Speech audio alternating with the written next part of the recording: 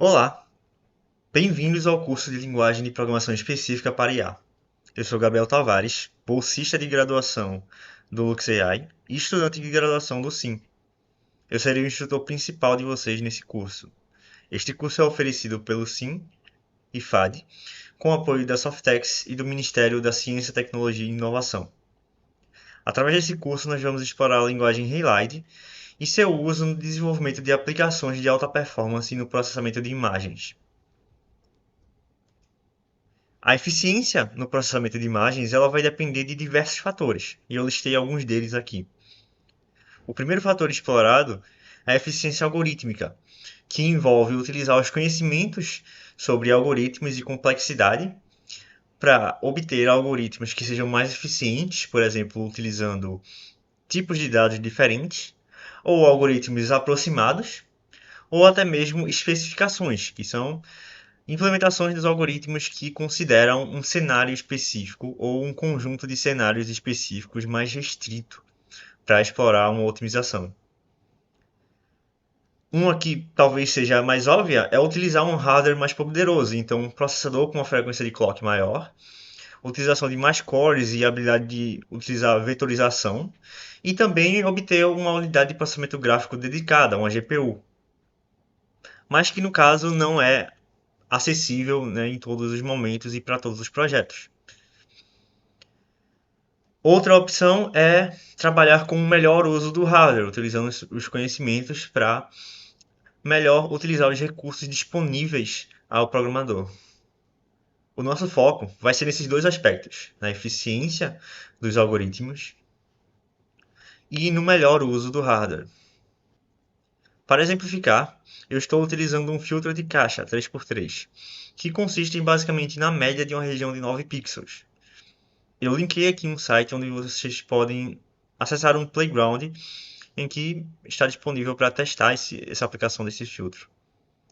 Aqui tem uma implementação do filtro de caixa 3x3 em C++, disponibilizados pelos autores do Halide, em que nós temos um tipo de dado de imagem aqui com suas propriedades, de, por exemplo, altura e largura, e também seu tipo de dado, ok?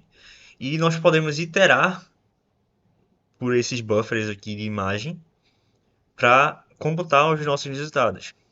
Aqui ele já está fazendo uma otimização algorítmica que consiste em dividir, né, a região 3x3 e, na verdade, ao invés da soma da região 3x3, somar primeiro na horizontal e depois na vertical. Okay? Isso diminui o número de operações a serem executadas. Então a gente tem dois loops aqui, onde um deles faz a soma na horizontal e normaliza, e o segundo loop faz a soma na vertical e normaliza. E esse aqui, né, é a nossa saída. E aí na máquina dos autores, essa pipeline aqui implementada dessa forma rodou em 6.5 milissegundos por megapixel da imagem. Uma implementação de filtro de caixa otimizado à mão também foi disponibilizada pelos autores. E ela contém aqui várias otimizações, né, da organização da minha computação. A gente tem, por exemplo, a utilização de paralelismo, instruções vetoriais, a utilização de tiling, que é um tipo de otimização também. Então, tem diversas otimizações aqui, resultando em um código bem verboso e também que é específico a uma arquitetura. Então, está aqui específico para o x86. Ele roda bem mais rápido, 0,3 milissegundos por megapixel, mas isso aqui é difícil de manter e também é difícil de alterar. Para estender a contextualização, iremos explorar alguns aspectos da otimização. O primeiro deles é o dilema entre portabilidade e especificidade. A portabilidade diz respeito à capacidade de transferir o meu software para diferentes ambientes de execução. Então, um código que é extremamente portável ele pode ser executado em diferentes máquinas com facilidade, né? Por exemplo, para o Linux e o Windows e o Mac. Já um código específico é um que contém diretivas que são específicas a hardware. Isso impede ele de ser utilizado em diferentes ambientes de execução. ok? Então, por exemplo, seria o caso da gente implementar uma versão de um software para o Windows e outra para o Mac ou para o Android. Então, geralmente, se o código ele tem portabilidade alta, ele não pode explorar recursos que são específicos do hardware. E isso, né, causa uma perda na performance do meu programa. Temos também um dilema, que aqui está entre aspas, entre código limpo e código eficiente. As aspas diz respeito a que isso é frequente, mas não necessariamente o caso em todas as vezes. Então, código limpo ele diz respeito ao código que é legível e fácil de manter. Então, é um código que pode ser facilmente entendido por diferentes desenvolvedores que não tenham tido contato ainda com aquele pedaço de software. Já um código eficiente, ele é o código que é feito com o objetivo principal de aumentar a performance. Então, muitas vezes ele peca na questão da legibilidade. Então, esse requisito da eficiência pode tornar o código mais específico ou simplesmente, né, ser implementado de forma que complique a legibilidade do código. Então, ele vai aumentar a complexidade desse código. Ou seja, muitas das vezes nós trocamos o código limpo por um código eficiente, complexo, mas que rode muito rápido.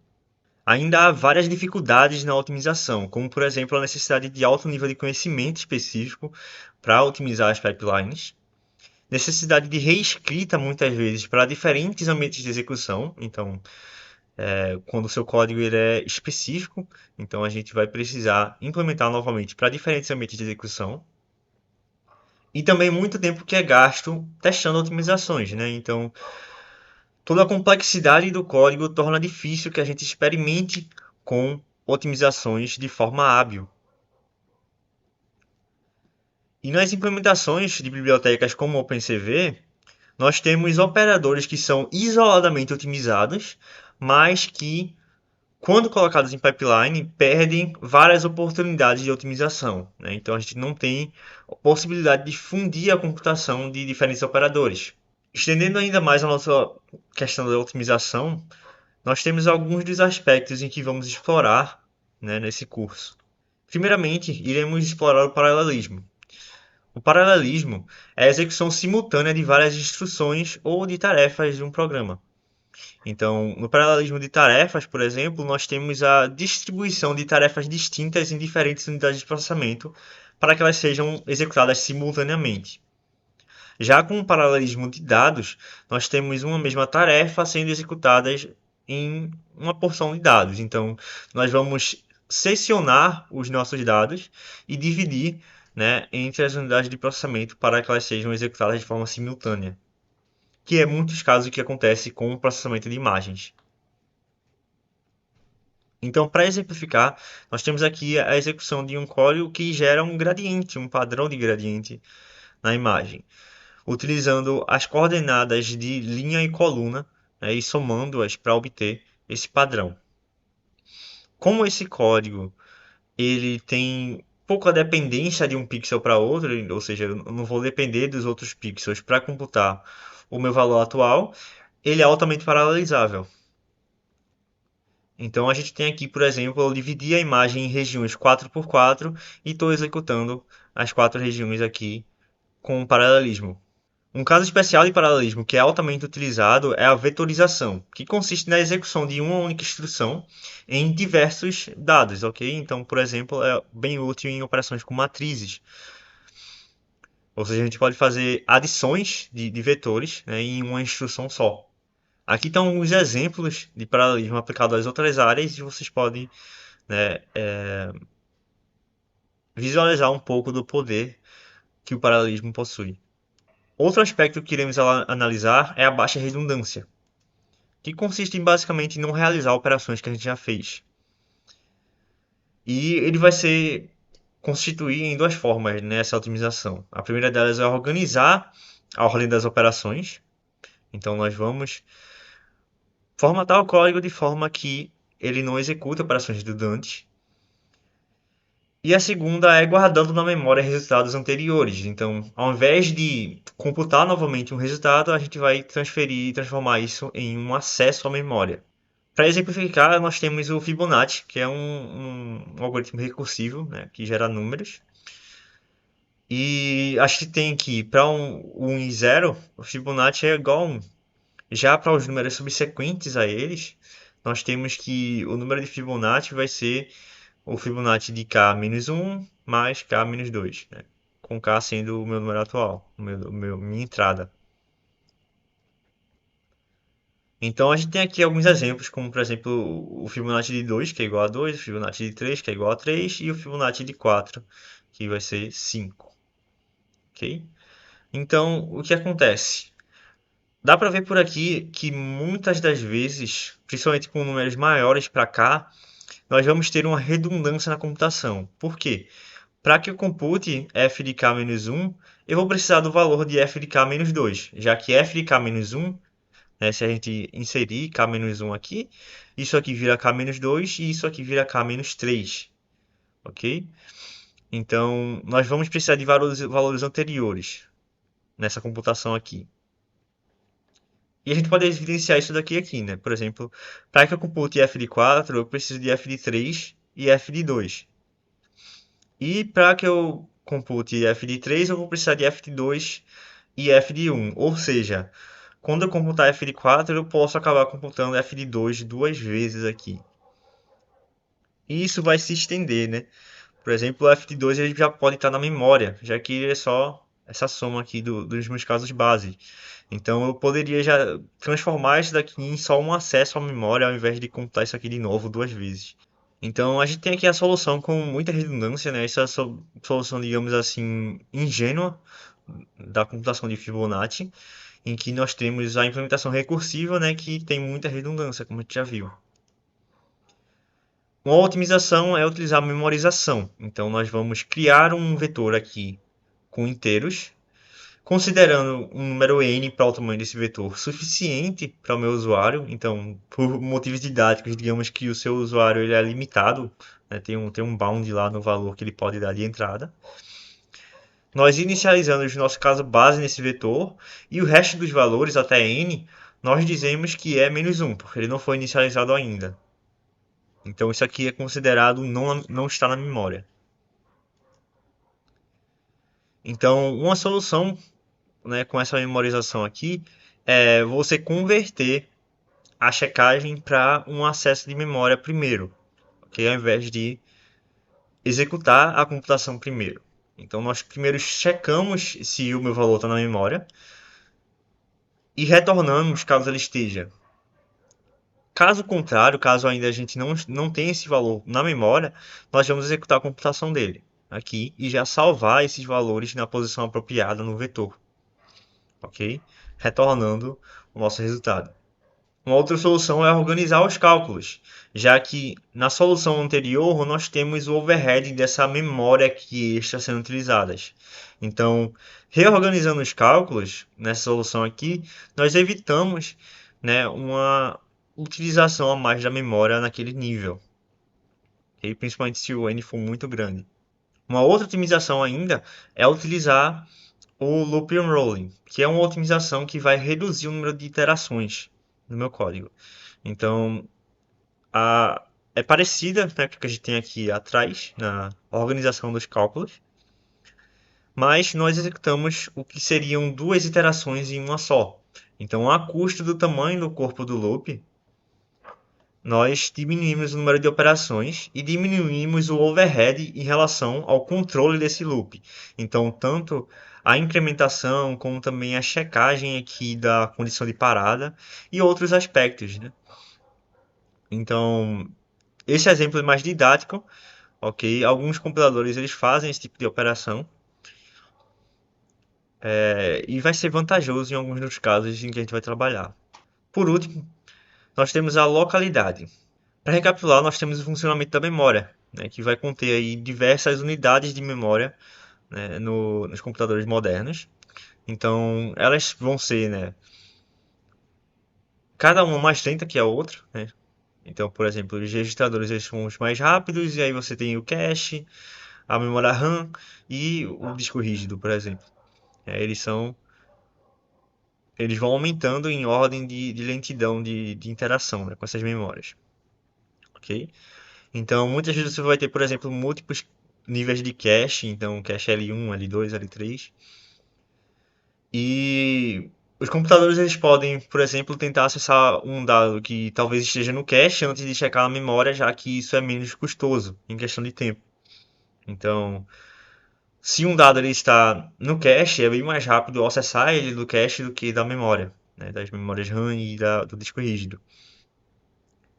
Em compensação, se eu checar no cache e o meu valor não estiver lá, né, eu checar os próximos níveis de cache também, eu vou ter que acessar, né, uma memória mais lenta e eu vou ter o overhead de ter feito essas checagens, ok? Então é o chamado cache miss, que é quando o dado não está em cache e é algo bem custoso. E aí o que interessa para a gente aqui nesse contexto é que os programas eles exibem localidade. Então, principalmente aqui, localidade espacial, que me diz que quando eu acesso um endereço de memória, é bem provável que eu vá acessar os endereços vizinhos. Então, por exemplo, quando eu estou iterando um loop, o índice atual, né, que eu estou usando agora, ele vai ser seguido de outros índices ali até eu terminar de iterar por aquele array. Então, seria interessante, por exemplo, ter os próximos valores, sei lá, os próximos três valores dentro do cache, porque isso vai ser mais rápido do que acessar o meu array da memória, da memória mais lenta. Já a localidade temporal, ela vai me dizer que quando eu acesso um endereço, às vezes eu tenho alta probabilidade de acessar ele novamente. Então, por exemplo, é o caso quando a gente tem um acesso a um valor, a um dado, múltiplas vezes em um loop. Então, a gente está acessando sempre no loop aquele dado. Então, é legal que tenha ele em cache também para um acesso mais rápido desse valor. Então, as instruções de memória, no geral, elas tendem a ser bem mais lentas do que instruções aritméticas, por exemplo.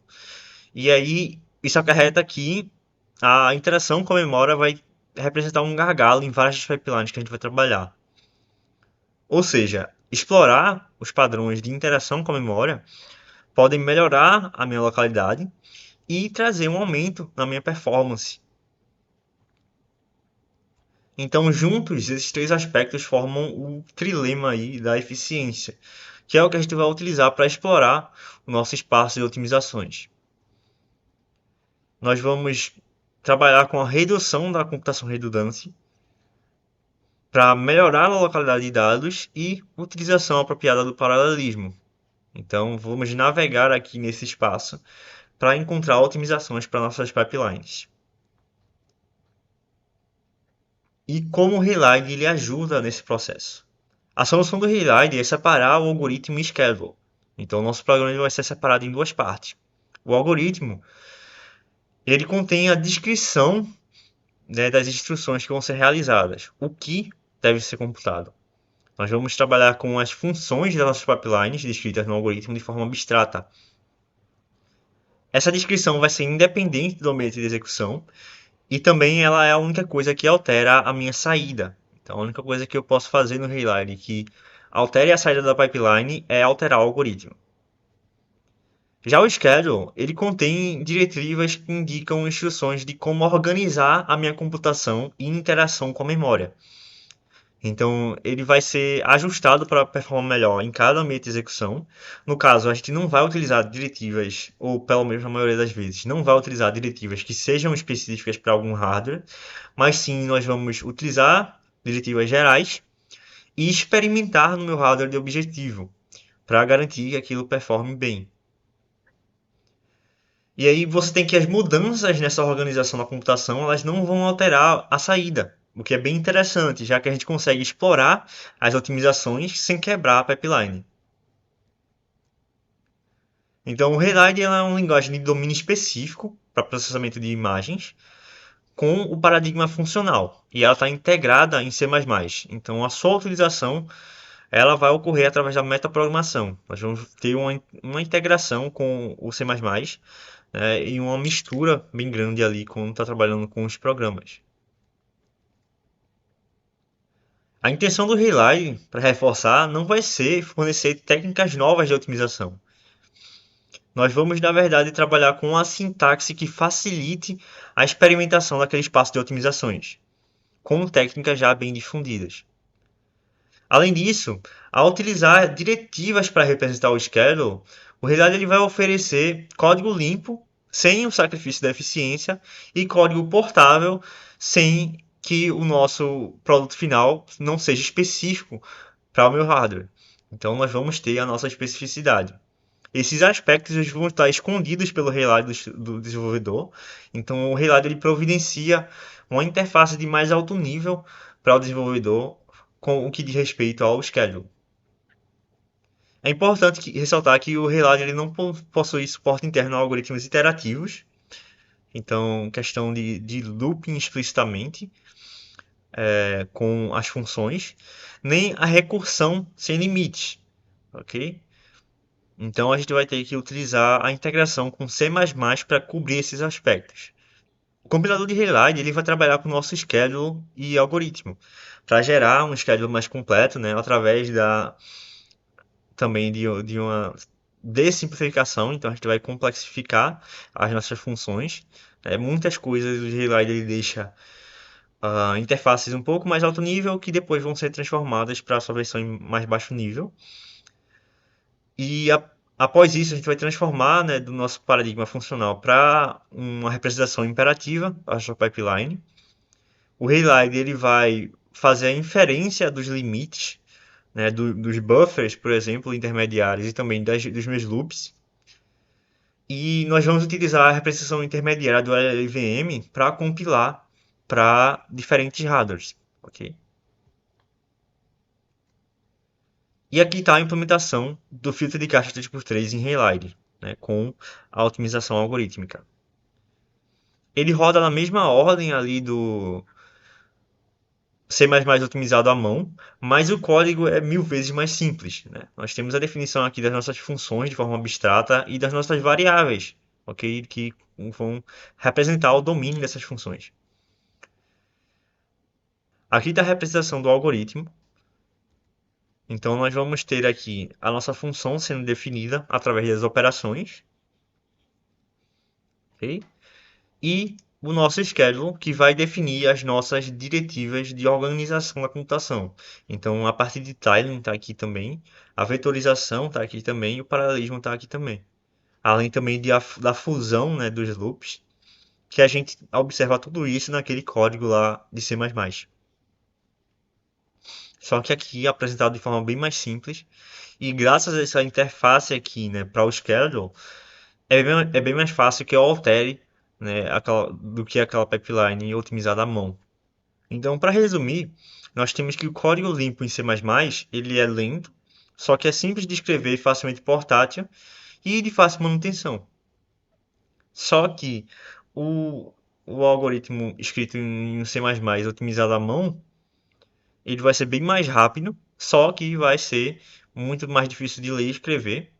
Vai necessitar de um autoconhecimento, né, para alterar e modificar e manter aquele código. E também ele não é portátil, ele é específico. Ele é específico a hardware. Já o Relight ele tenta misturar o melhor dos dois mundos aqui, sem a perca na performance. Então ele vai ser simples de escrever, ele vai oferecer suporte a diferentes hardwares, então tem portabilidade e é de fácil manutenção. É claro, com um pouco mais de conhecimento, mas não no nível de otimizar a mão, ok?